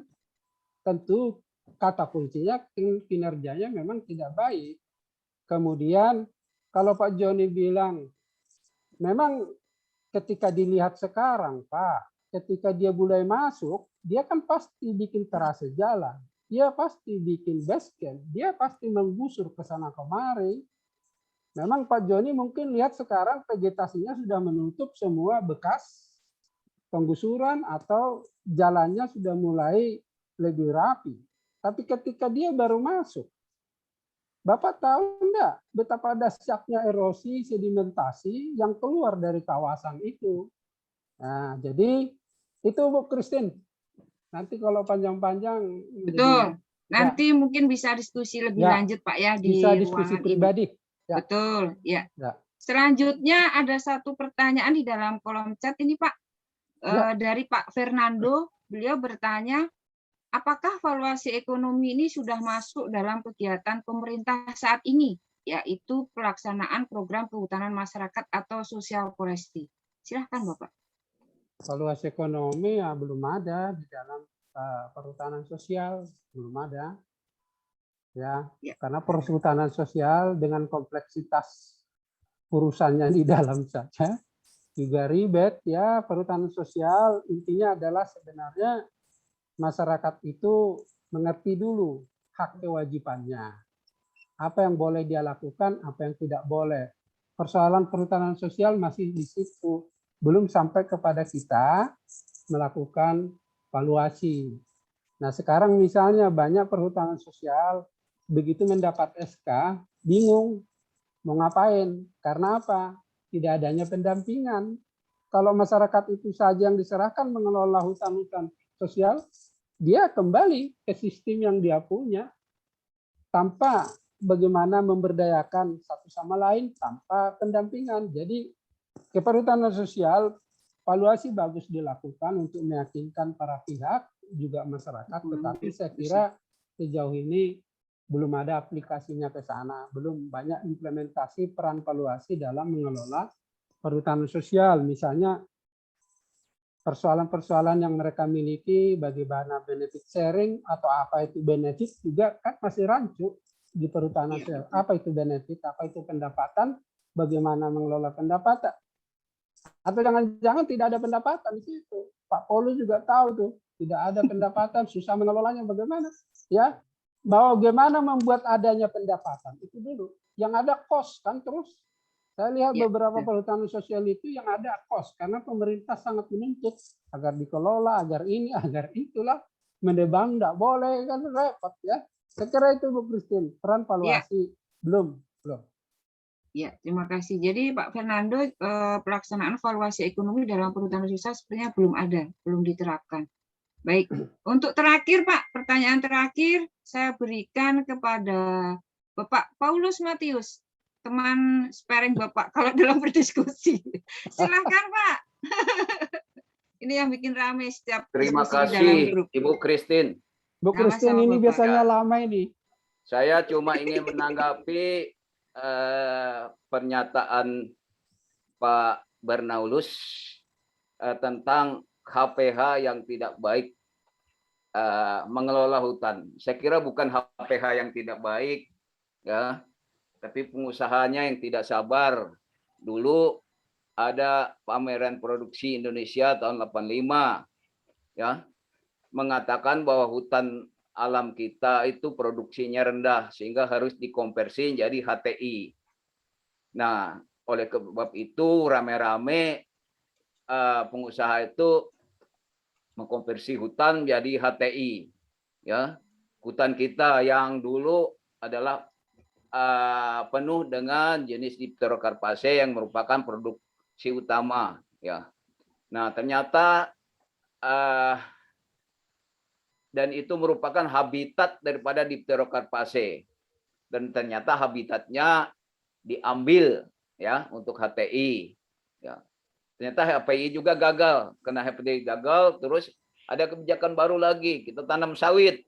Nah, tanam sawit, kemudian pertambangan dan sebagainya, itu yang menyebabkan hutan kita rusak, Dipterocarpaceae tidak bisa berproduksi lagi. HPH yang dulu 80-90 HPH jadi berkurang. Ya, karena silvikultur hutan tanaman itu gagal dan kita kehilangan banyak jenis, ya, biodiversity itu hilang dari hutan Kalimantan karena diganti dengan sistem monokultur. Nah, kemudian kalau kita lihat sekarang itu kerusakan alam seperti keruhnya air dan banjir itu bukan karena HPH yang buat, tapi konversi ke bentuk lain seperti pertambangan, perkebunan dan lain-lain. Kita lihat di daerah Bentian sana, saya pernah ke sana, itu air Sungai Lawa itu tidak bisa diminum lagi, tidak bisa tempat mandi. Karena apa? Tercemar oleh perkebunan sawit yang ada. Begitu juga air Kedang Pahu baru-baru ini terjadi keruh karena salah satu perusahaan melepaskan air limbahnya ke sungai itu. Jadi bukan HPH yang tidak baik, HPH itu masih menyimpan biodiversity yang cukup bagus karena hanya mengambil 1-2 jenis saja pohon yang baik, ya. Jadi yang tidak baik itu ya konversi hutan ke bentuk penggunaan lain termasuk sumber daya alam yang di bawahnya digali-gali sehingga timbul pencemaran. Itu aja Pak dari saya. Ya. Terima kasih. Terima kasih Pak Bernaulus dan Pak Paulus Matius. Apa ada tanggapan sedikit aja Pak? Satu menit atau setengah menit deh. Sudah mau kita ditutup nih, Bu Christine? Ya, sudah waktu sudah ya. habis. Oke. Baik, Bapak Ibu sekalian, seperti tadi di metodologi saya sampaikan bahwa valuasi itu memiliki kelemahan. Ya. Sebagai ilmuwan, sebagai akademisi, kita tidak boleh juga misalnya memfatwakan bahwa itu adalah kebenaran mutlak. Tidak. Valuasi masih memiliki beberapa kelemahan terkait dengan metodologi, misalnya kalau kita pakai kontingensi, kita pakai hedonik, dan kita pakai kombinasi. Jadi intinya adalah valuasi memiliki sisi lemah tertentu, tetapi umum dan secara akademik dan ilmiah, dunia mengakui bahwa valuasi dapat berperan di dalam mencegah kerugian yang timbul akibat pengelolaan pemanfaatan sumber daya alam. Itu yang pertama. Nah, yang kedua, kita perlu melihat bahwa perlu ditingkatkan peran valuasi dalam pengelolaan dan pelestarian maupun konservasi hutan kita, Karena apa? Dengan valuasi kita dapat melihat bahwa fungsi-fungsi ekologi yang dikuantifikasi menjadikan nilai dalam satuan mata uang, memperlihatkan kepada publik, kepada pemerintah, bahwa sesuatu yang memiliki fungsi jasa lingkungan, ekologi, tidak dalam bentuk nilai jual pasar, belum tentu tidak memiliki nilai dalam kehidupan dan sistem pendukung kehidupan kita. Apalagi dalam mendukung sistem perekonomian nasional, terutama kerugian yang timbul akibat daripada kita kehilangan sumber daya yang kita miliki. Saya kira itu, Bu Christine, penutup dari saya. Terima kasih Bapak Ibu semua atas pertanyaan-pertanyaannya yang luar biasa. Kami sebagai akademisi tidak bebas dari bias, tidak bebas dari kekurangan. Akademisi adalah akuntabilitas metode dan juga kejujuran di dalam penyampaian data dan informasi. Saya kira itu yang mau saya sampaikan pada hari ini. Mohon maaf apabila ada kekurangan dan terima kasih atas perkenannya semua. Pak Paulus, jaga kesehatan di sana. Kalau ada proyek ngajak-ngajak, jangan main sendiri. Silakan Bu Christine. Baik Bapak Ibu, sebelum kami tutup acara kali ini, kami mengucapkan banyak terima kasih kepada pemateri, yaitu Bapak Dr. Bernaulus Saragih, yang telah banyak memberikan informasi kepada kita semua. Dan kami juga mengucapkan terima kasih banyak kepada para audien peserta kita hari ini, sangat luar biasa, antusias sekali mengikuti acara Sigma kali ini, karena mayoritas ini saya lihat adalah lulusan S3 Pak, dari dokter Pak. Jadi bulan September ini kayak banyak yang lulus dari Fakultas Kehutanan ini. Terus akhirnya saya Rohadi Kristiningrum selaku moderator undur diri. Mohon maaf jika ada salah dan kekurangan. Kita bertemu dalam diskusi-diskusi berikutnya di lain kesempatan. Terima kasih. Wassalamualaikum warahmatullahi wabarakatuh. Selamat pagi, salam sejahtera. Waktu kami kembalikan kepada MC. Tepuk tangan buat pemateri dan kita semua, Bapak Ibu. Ya, silakan, Mbak. Baik, terima kasih kepada Bapak Dr. Insinyur Bernaulus Saragih MSc dan juga Ibu Dr. Hutra Hadi Kristiningrum. Demikian tadi sudah kita dengarkan bersama pembicaraan mengenai peran valuasi ekonomi dalam optimalisasi pemanfaatan dan konservasi hutan. Selanjutnya, Bapak Ibu, setelah ini kita akan masuk pada sesi paralel. Masing-masing peserta akan dipindahkan ke breakout room sesuai dengan bagaimana yang termuat dalam kumpulan buku abstrak. Para peserta akan dibagi ke ruang dan para hadirin dapat menyampaikan chat langsung ke host Zoom untuk masuk ke ruang yang diinginkan. Untuk buku abstrak sendiri bisa dilihat dalam kolom chat Zoom ya Bapak Ibu. Dan untuk setiap moderator ruang dapat menutup langsung acara Sigma di room masing-masing tanpa kembali ke room utama. Saya ucapkan selamat mengikuti seminar informasi di room 1 dengan moderator ruang yaitu Ibu Sri Sarminah MP. Selanjutnya di room 2 dengan moderator ruang Bapak Muhammad Shoim S. Hud MP. Di room 3 dengan moderator ruang Ibu Dr. Setiawati MP. Room 4 dengan moderator ruang Ibu Insinyur Kusno Yuli MP. Dan di room 5 dengan moderator ruang Ibu Dia Rahmah Sari MP. Demikian moderator ruang pada pagi hari ini. Kami ucapkan selamat mengikuti seminar. Wassalamualaikum warahmatullahi wabarakatuh. Waalaikumsalam warahmatullahi. Bagi Bapak Ibu, para hadirin yang ingin menyaksikan seminar pada pagi hari ini bisa menyampaikan chat langsung ke host untuk dimasukkan dalam ruang yang diinginkan ya Bapak Ibu. Terima kasih. Bu, maaf, saya bisa langsung masukkan ke room 4 ya? Iya, baik Bapak. Ya, Bandi. Ya, baik Prof. Bandi di room 4 ya Prof ya. Ya.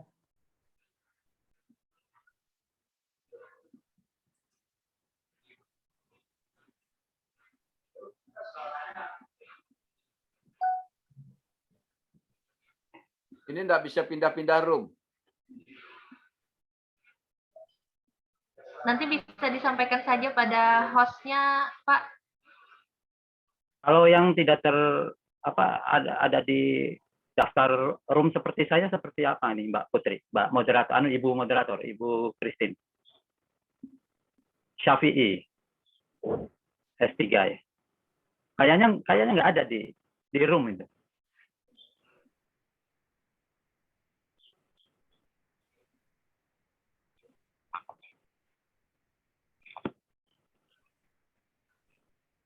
Mbak Putri, Pak Ambo, Pak Modai. Kalau mau menuju ke room 5 gimana caranya, Mbak? Baik, Bapak, untuk masuk ke room masing-masing bisa langsung chat di kolom chat ya, Bapak. Nanti kami akan masukkan Bapak Ibu langsung ke room yang diinginkan. Ya, sudah, Mbak. Sudah. Terima kasih. Ya, sedang diproses ya, Bapak Ibu. Mohon ditunggu sebentar.